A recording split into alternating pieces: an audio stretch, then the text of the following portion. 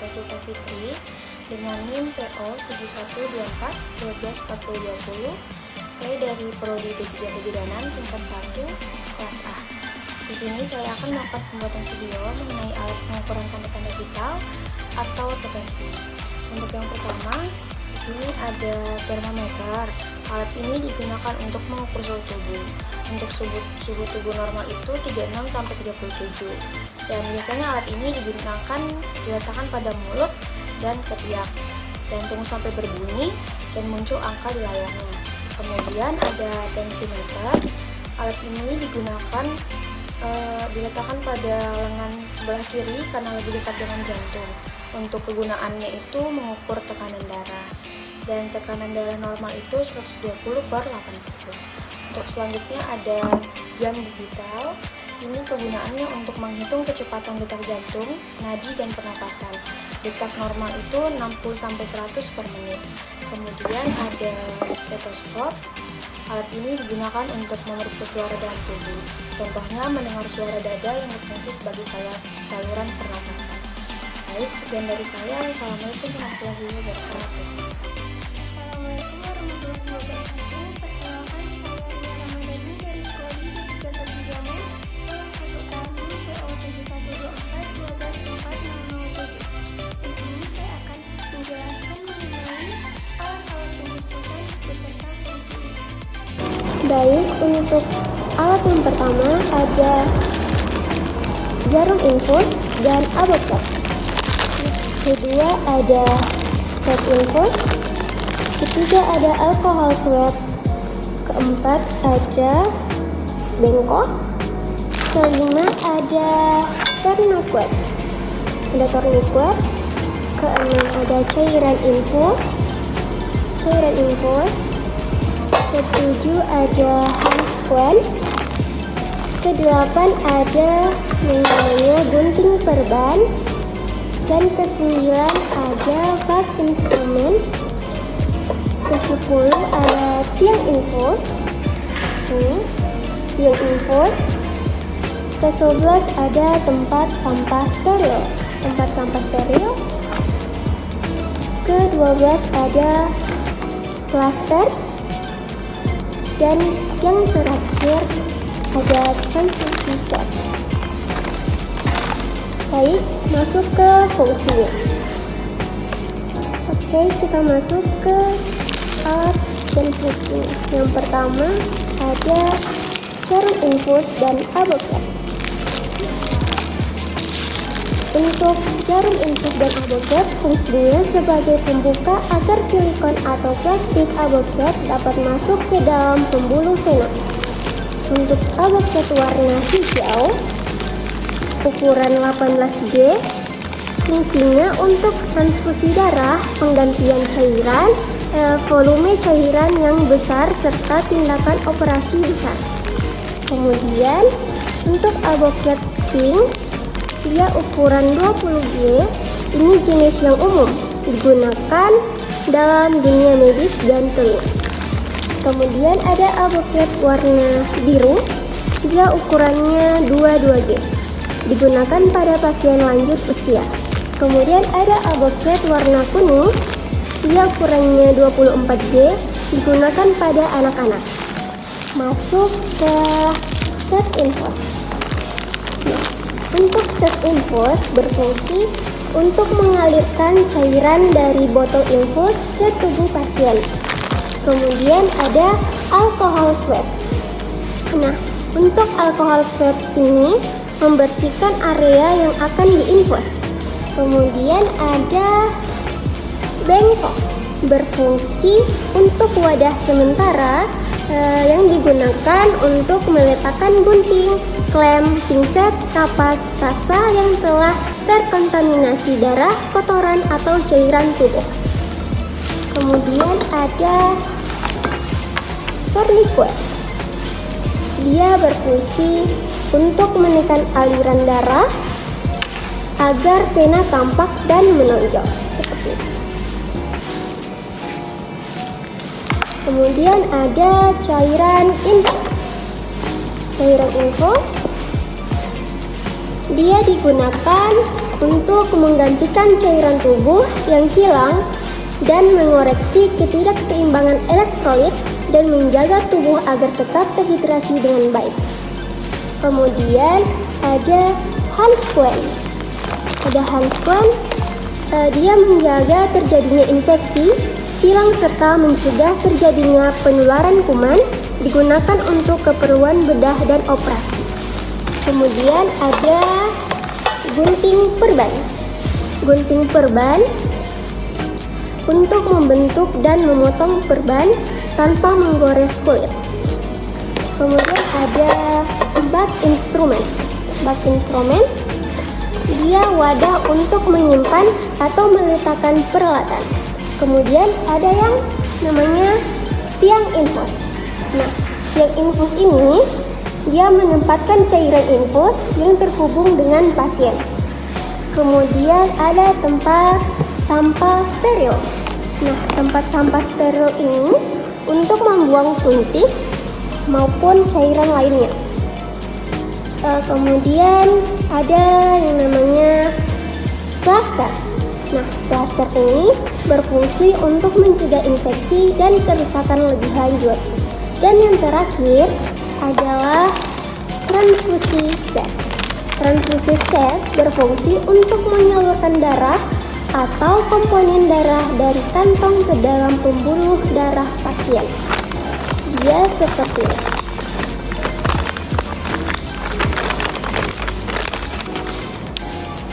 Seperti ini.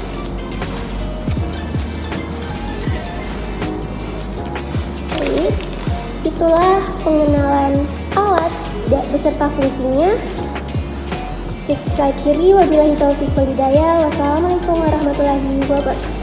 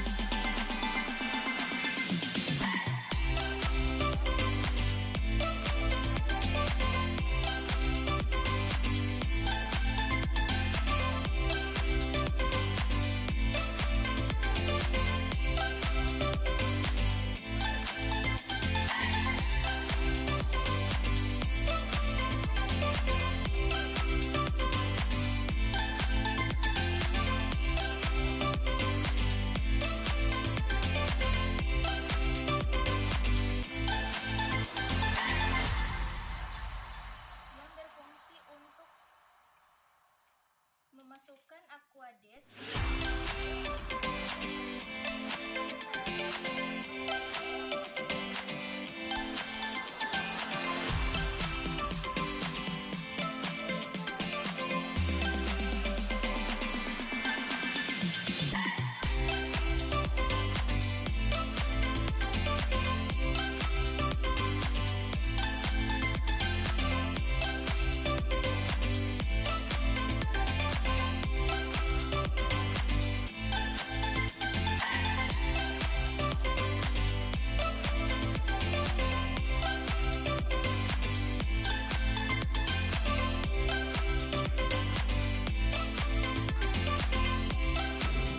Shalom, perkenalkan nama saya Santa Cornelia Hayong, NIM PO 7124124012. Saya dari Prodi D3 Kebidanan. Di sini saya akan menjelaskan tentang alat-alat dalam menjahit luka. Yang pertama itu ada bak instrumen. Nah, bak instrumen ini dalam keadaan steril. Dia memiliki tutup seperti ini. Kemudian di dalam bak instrumen itu terdapat berbagai alat. Yang pertama ada pinset, ada kedua pinset. Yang pertama ada pinset anatomis dan pinset chirurgis. Yang pertama ini anatomis itu dia memiliki gerigi. Yang kedua pinset chirurgis dia memiliki gigi seperti ini dan seperti ini. Yang ini fungsinya untuk menjepit otot. Kemudian yang ini menjepit kulit. Kemudian ada nail puder. Ini untuk gunanya berfungsi untuk menjepit jarum untuk menjahit luka yang terobek. Nah, kemudian ada gunting benang. Ini fungsinya untuk menggunting benang. Kemudian ada yang namanya perlak. Nah, ini perlak. Perlak ini gunanya untuk dialaskan ke kasur untuk mencegah adanya percikan yang bisa mengotori kasur. Jadi ini gunanya untuk mengantisipasi adanya percikan-percikan darah. Kemudian ada namanya duk steril. Duk steril itu seperti ini. Dia seperti ini. Seperti ini. Gunanya untuk dia memiliki lubang tengah. Ini gunanya untuk menutupi bagian pinggir-pinggir dari luka, seperti kayak misalnya lukanya di sebelah sini. Kemudian agar menutupi privasi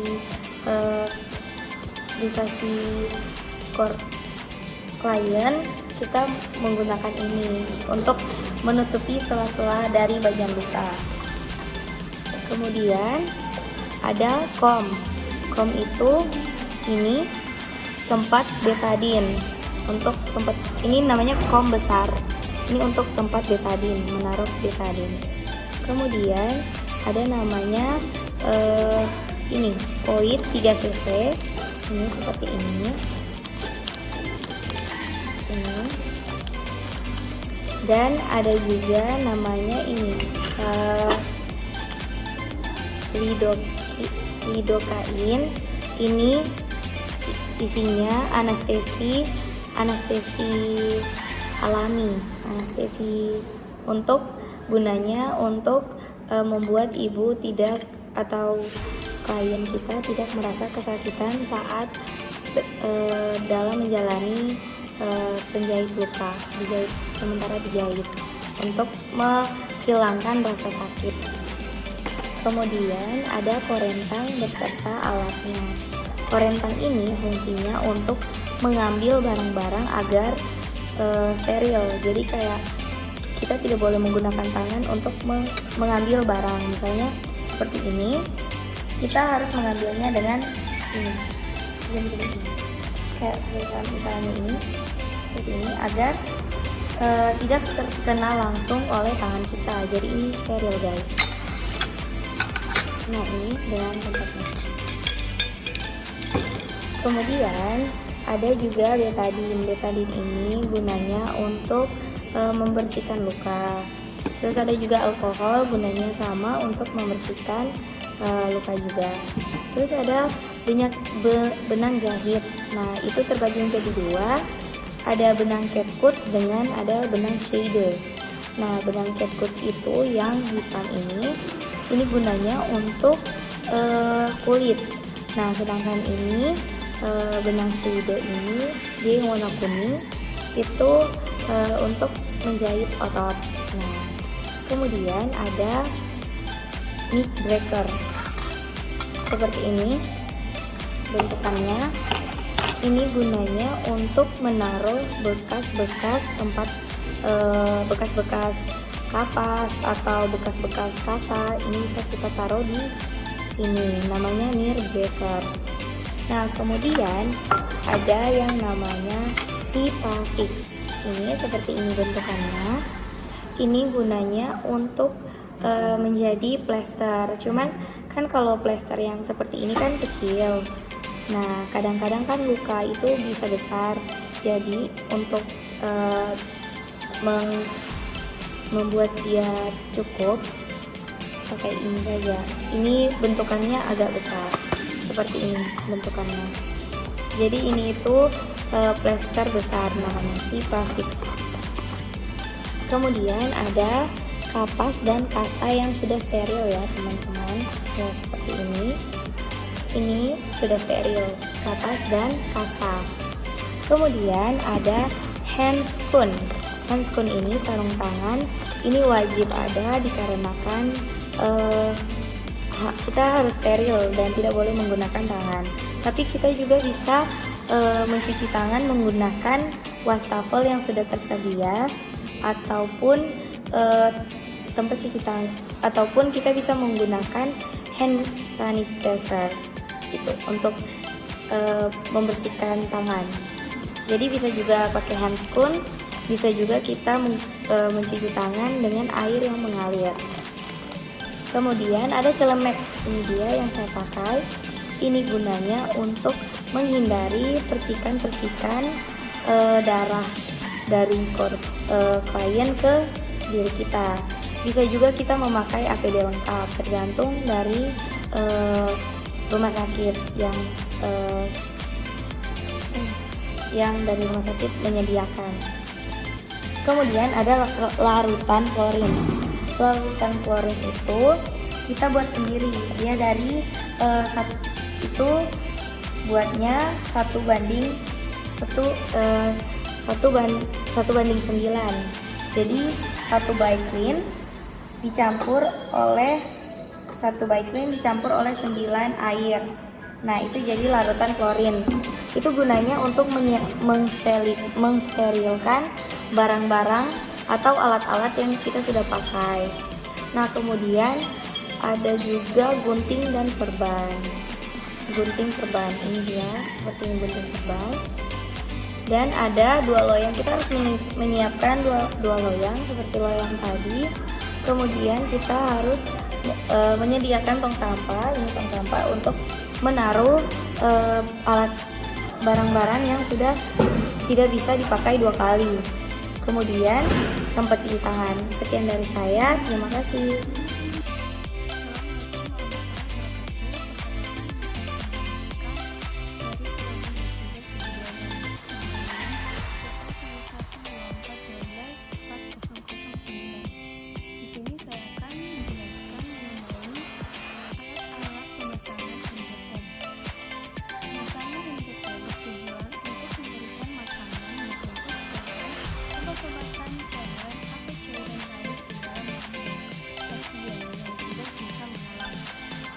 Pertama ada sarung tangan. Sarung tangan berfungsi untuk mencegah infeksi, menjaga kebersihan, dan melindungi tangan bebas dari kotoran langsung dengan cairan tubuh pasien. Terus yang kedua ada perlat, berfungsi untuk melindungi area sekitar pasien. Dan yang ketiga ada handuk untuk menyerap cairan seperti air liur dan muntah. Yang keempat ada stetoskop, berfungsi untuk mendengarkan suara jantung dan untuk mendeteksi normal yang mungkin adanya kesalahan atau masalah jantung. Terus yang kelima ada senter, berfungsi untuk memberi cahaya dengan situasi gelap. Terus ada tisu, berfungsi untuk menyerap sekresi atau cairan yang keluar dari tubuh endotel selama pemasangan.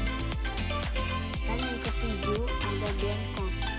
Bengkok berfungsi untuk membantu mengikuti kontur dan posisi saluran pencernaan.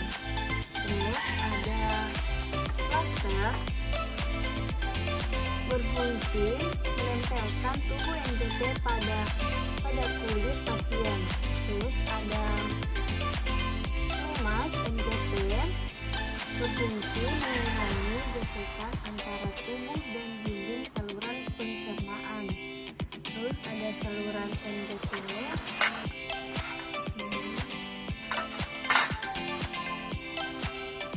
digunakan untuk memberikan makanan, cairan, nutrisi, dan cairan langsung ke lubang pasien, ke lambung pasien.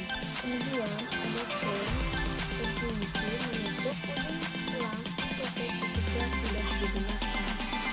terus ada Hotel berfungsi menekan lidah pasien ke bawah agar dokter dapat memeriksa tenggorokan. Terus ada spool berfungsi untuk mengukur dan memberikan obat secara tepat dan baik. Terus ada dat steril, berfungsi memastikan permukaan atau area tetap steril. dan ada komputer, Alat penyimpan kapas berbagai barang kesehatan habis pakai. Terus ada gelas atau cangkir ukur untuk mengukur volume cairan dengan akurat, digunakan dalam laboratorium untuk menyiapkan campuran dengan proporsi yang tepat. Terus ada bag steril, ini alat kesehatan yang digunakan untuk menyimpan dan mensterilkan instrumen medis. Terus ada syringe atau syringe endotel, berfungsi memastikan makanan atau obat-obatan cairan ke dalam lambung melalui saluran nasogastrik. Terus ada yang terakhir, gunting perban, berfungsi untuk menggunting perban. Saya akhiri perkenalan alat-alat video ini. Wassalamualaikum warahmatullahi wabarakatuh. Assalamualaikum warahmatullahi wabarakatuh. Saya Salwa S. Kanali dengan NIM PO 7124124001 akan mempraktekkan cuci tangan medis, 7 langkah cuci tangan medis. Yang pertama, basakan dulu kedua tangan, kemudian ambil sabun secukupnya, diratakan di telapak tangan, lalu punggung tangan, kemudian sela-sela jari, lalu lewatkan tangan seperti ini, lalu di jari gerakan memutar, kemudian dari kuku-kuku, lalu ke punggung. Sekarang kita bilas dengan air yang mengalir.